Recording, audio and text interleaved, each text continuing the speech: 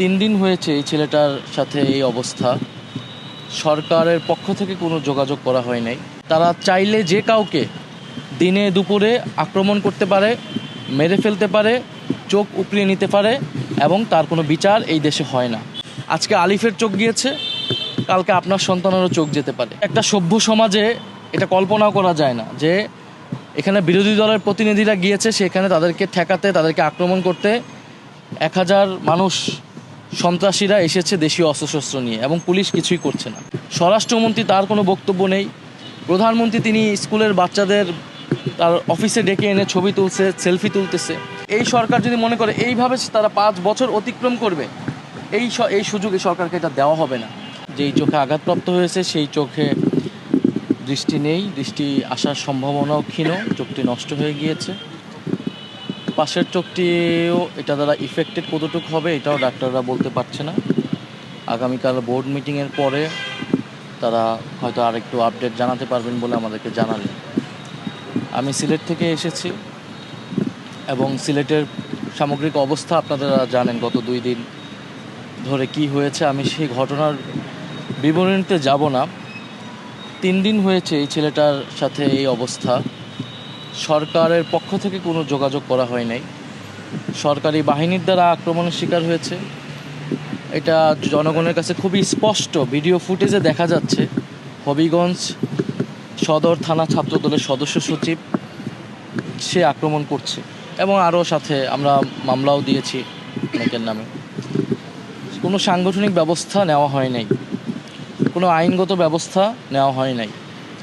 অর্থাৎ সরকার একটা বার্তা দিল যে এই সরকারের যারা পৃষ্ঠপোষকতায় আছে সন্ত্রাসী বাহিনী, ছাত্রদল, যুবদলের নামে, তারা চাইলে যে কাউকে দিনে দুপুরে আক্রমণ করতে পারে, মেরে ফেলতে পারে, চোখ উপড়িয়ে নিতে পারে এবং তার কোনো বিচার এই দেশে হয় না। এবং দেশে যে আইনের শাসন নাই এটাই প্রতীয়মান হয়েছে। এবং যখন আমরা তার বিরুদ্ধে, এই ঘটনার বিরুদ্ধে আমরা প্রতিবাদ কর্মসূচি দিচ্ছি, তখন সেই কর্মসূচিতে, গণতান্ত্রিক কর্মসূচিতে সরকারি দল আবারও বাধা দিচ্ছে। আমরা যখন হবিগঞ্জে আমরা গিয়েছিলাম তখন আমরা দেখেছিলাম প্রায় 1000-এর উপরে সন্ত্রাসী বাহিনী, যাদের হাতে দা, কুড়াল ইত্যাদি দেশীয় অস্ত্রশস্ত্র। আপনারা সাম্প্রতিক সময়ে অনেক ভাষা এবং সভ্যতা, ভদ্রতার কথা শুনবেন যে এগুলার সবক দেওয়া হচ্ছে, অথচ একটা সভ্য সমাজে এটা কল্পনাও করা যায় না যে এখানে বিরোধী দলের প্রতিনিধিরা গিয়েছে, সেখানে তাদেরকে ঠেকাতে, তাদেরকে আক্রমণ করতে 1000 মানুষ সন্ত্রাসীরা এসেছে দেশীয় অস্ত্রশস্ত্র নিয়ে এবং পুলিশ কিছুই করছে না। ফলে এই হচ্ছে দেশের সামগ্রিক চিত্র। এখানে ঢাকা শহরে বসে সংসদে অনেক সুন্দর সুন্দর ভালো ভালো কথা বলে সরকারি দলের এমপিরা, তাদের এলাকায় গেলে আসল চরিত্রটা আসলে বোঝা যায় এবং এলাকায় গেলে এলাকাবাসী আমাদেরকে সেই কথাটা বলে।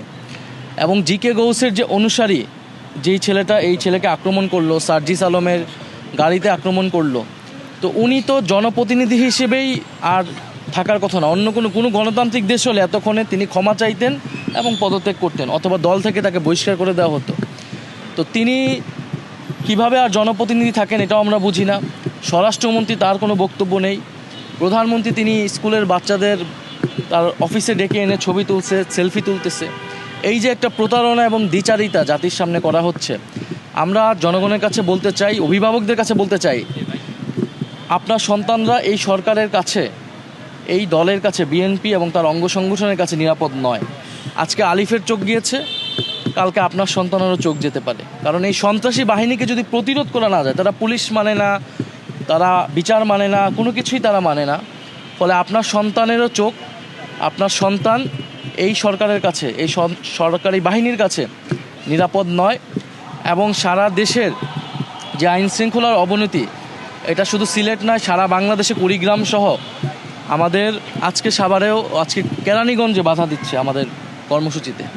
সারা বাংলাদেশে এনসিপি, ছাত্রশক্তি, যুবশক্তির কর্মসূচিগুলোতে বাধা দিচ্ছে, আক্রমণ করছে। ফলে এটা দিয়ে সরকার এটাই বার্তা দিচ্ছে যে এখানে কোনো বিরোধী মতের জায়গা সরকার করতে দিতে চায় না। আলিফ আমাকে একটা কথা বলেছে যে কাঁটা গলায় বিঁধে যাওয়ার আগেই কাঁটাকে তুলে ফেলতে হয়। বিঁধে যদি যায় তাহলে অনেক ক্ষতি হয়, অনেক কষ্ট হয়। বিগত 16 বছর যে কষ্টটা আমাদের হয়েছে। তো আমরা বলতে চাই যে এই সরকার যদি মনে করে এইভাবে তারা 5 বছর অতিক্রম করবে, এই সুযোগ এই সরকারকে এটা দেওয়া হবে না। দেশের পরিস্থিতি খুবই খারাপ। দেশের 70% জনগণের যে রায়, সেই রায়কে অস্বীকার করে একটা সরকার ক্ষমতায় টিকে থাকতে পারে না। টিকে থাকতে হলে অবশ্যই তাকে দমন পীড়ন, নির্যাতন, নিপীড়নের মাধ্যমে টিকে থাকতে হয়, যেটা আমরা বিগত শেখ হাসিনার সরকারের সময় দেখেছি। এবং আপনারা দেখবেন যে আজকে পেট্রোবাংলা বলেছে যে গ্যাসের দাম বৃদ্ধি করা হবে 16 টাকা থেকে 25 টাকা, বিদ্যুৎ কেন্দ্রে যে গ্যাস এবং যানবাহনের যেই গ্যাস সিএনজি সেটা আপনার 42 থেকে 65 টাকা করা হবে। এই সরকার মাত্র 5 মাসে, বলে না যে 5 মাসের সরকার, 5 মাসে এসে দফায় দফায় তারা জ্বালানির দাম বৃদ্ধি করেছে, সিলিন্ডার গ্যাসের দাম বৃদ্ধি করেছে, বিদ্যুতের দাম বৃদ্ধি করেছে, এখন গ্যাসের দাম বৃদ্ধি করছে এবং কয়েকদিন পরে আবাসিক এলাকায় যে গ্যাস সেটার দামও বৃদ্ধি করবে। মানুষের বাসায় এমনি গ্যাস পাচ্ছে না, গ্যাস নাই, কিন্তু তাকে প্রতি মাসে ঠিকই বিল দিতে হচ্ছে।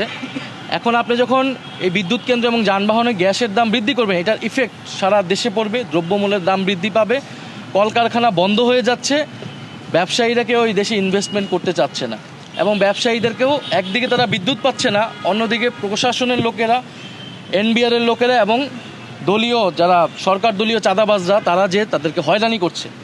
এই যখন সামগ্রিক দেশের পরিস্থিতি, সন্ত্রাস, চাঁদাবাজ এবং দখলদারিত্ব চারিদিকে ছেয়ে গিয়েছে, 12টা প্রতিষ্ঠানে দলীয় লোককে বসিয়েছে, ইলেকশন কমিশন থেকে শুরু করে 12টা প্রতিষ্ঠান, বাংলাদেশের কোনো নজিরই নেই। পদবঞ্চিত নেতাদেরকে মূল্যায়ন করার জন্য তারা রাষ্ট্রকে ব্যবহার করছে, সরকার যন্ত্রকে ব্যবহার করছে। তো এই 5 মাসে সরকারের এই যে আসল রূপ চরিত্র আমরা দেখতে পাচ্ছি, অগণতান্ত্রিক চরিত্র, সন্ত্রাসী চরিত্র আমরা দেখতে পাচ্ছি। তো এইটা জনগণের সামনে উন্মোচিত হয়েছে হবিগঞ্জ এবং সিলেটের ঘটনায়।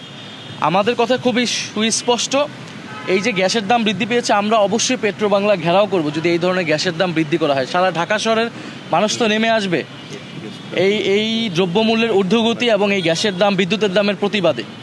এবং সরকার যদি মনে করে যে তারা এইভাবে দেশ পরিচালনা করবে, এটা সম্ভব না। প্রধানমন্ত্রী তারেক রহমান দেশ চালাতে অলরেডি ব্যর্থ হয়েছে, দল চালাতে অলরেডি ব্যর্থ হয়েছে। তৃণমূলের নেতাকর্মী যারা নিজে নিয়ন্ত্রণ করতে পারে না, নিজের দল যে পরিচালনা করতে পারে না, তার পক্ষে এই 18 কোটি মানুষের দেশ পরিচালনা সম্ভব না। গণ অভ্যুত্থানের আকাঙ্ক্ষায় দেশকে পুনর্গঠন করা সম্ভব নয়। ফলে আমরা যেটা দেখতে পাচ্ছি, সরকার খুবই শীঘ্রই জনগণের প্রবল প্রতিরোধের সম্মুখে পড়তে যাচ্ছে এবং আমরা মনে করি যদি বিরোধী দলের সাথে এই ধরনের আচরণ করা হয়, শুধু এনসিপি না, আপনি 11 দলের জোট, আমাদের যারা জোট সঙ্গী রয়েছে, জামাত সহ প্রত্যেকটা দলেই কিন্তু এরকম নির্যাতন, নিপীড়নের শিকার হচ্ছে। ফলে আমরা বলবো যে সরকার এই যে কিশোর আলিফ, অবশ্যই তার ক্ষতিপূরণের জন্য সরকার এখন কিছুই বলে না। সরকার থেকে আমরা আসলে আর প্রত্যাশাও করি না, বিচারও প্রত্যাশা করি না, ক্ষতিপূরণও প্রত্যাশা করি না। সরকার আলিফের সাথে নাই, এদেশের কিশোর তরুণদের সাথে নাই, তাদের চোখ উপড়ে ফেলাই এই সরকার বাহিনীর কাজ। কিন্তু আমরা মনে করি সারা বাংলাদেশের জনগণ, গণ অভ্যুত্থানের জনগণ কিশোর আলিফের সাথে আছে এবং আমাদের এই যে বিরোধী দল যে আন্দোলন, সে আন্দোলনের সাথে আছে। আমরা আপনাদের উদ্দেশ্যে এটাই, জনগণকে এই বার্তাটাই দিতে যাচ্ছি যে জনগণ যাতে প্রস্তুত হয়। আমরা এই সরকারের এই ধরনের সন্ত্রাসী এবং দমনপীড়ন আচরণ কোনোভাবেই মেনে নেব না।